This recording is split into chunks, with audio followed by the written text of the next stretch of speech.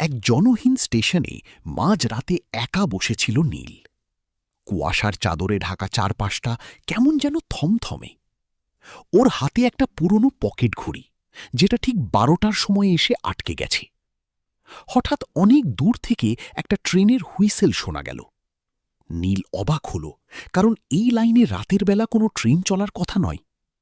কুয়াশা চিরে একটা ধোঁয়াটে রঙের ইঞ্জিন স্টেশনে এসে থামল। ট্রেনের জানালাগুলো থেকে অদ্ভুত নীলাভ আলো বেরিয়ে আসছে। ট্রেনের দরজা খুলতেই একজন বৃদ্ধ বেরিয়ে এলেন। তার গায়ে সেকেলে আমলের কোট, চোখে মোটা কাঁচের চশমা। তিনি নীলের সামনে দাঁড়িয়ে পকেট থেকে একই রকম একটা ঘড়ি বের করলেন।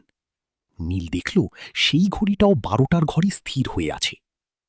বৃদ্ধ মৃদু হেসে বললেন, সময় যখন থেমে যায় তখন নতুন যাত্রা শুরু হয়। নীল কিছু বলার আগেই বৃদ্ধ ট্রেনের ভেতরে চলে গেলেন। ট্রেনের ভেতরের দৃশ্য দেখে নীলের চোখ ছানা বড়া।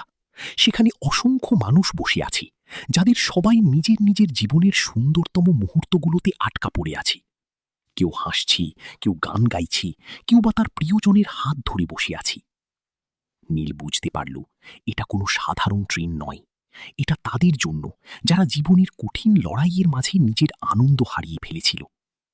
বৃদ্ধ আবার ফিরে এসে বললেন, তুমি কি নামতে চাও, নাকি তোমার হারিয়ে যাওয়া খুশির স্টেশনে যেতে চাও? নীল কিছু